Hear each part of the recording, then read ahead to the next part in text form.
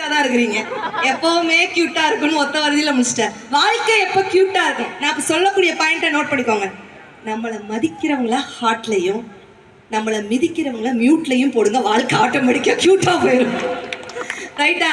So இத்தனை ஆண்கள் இருக்கிறாங்க, பெண்கள் இருக்காங்க. யார் அதிகமாக மேக்கப் போடுவா? ஆண்களா பெண்களா? பெண்கள். பெண்களா? என்னடா பொசுக்குன்னு இப்படி சொல்றேன்? என்ன பார்த்துமாடா அப்படி சொல்ற? ஆமா.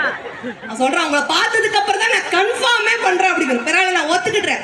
நான் பெண்கள் நாங்க தான் மேக்கப். இது ஜஸ்ட் கிரீம் சார். நம்ப மாட்டேங்கிறாங்க சார். சரி ரைட், ஓகே, பெண்கள் தான் மேக்கப் போடுறோம். 2 பேர் போடுற மேக்கப் கூட வித்தியாசம் இருக்குது. ஒரு பையன் மேக்கப் போட்டு கிளம்பினானா அவ கடத்தருக்கு போறான்னு அர்த்தம். அதுவே ஒரு பொம்பளை புள்ள மேக்கப் போட்டு கிளம்பினானா எவனையும் நடுத்தருவுக்கு அனுப்ப போறான்னு அர்த்தம்.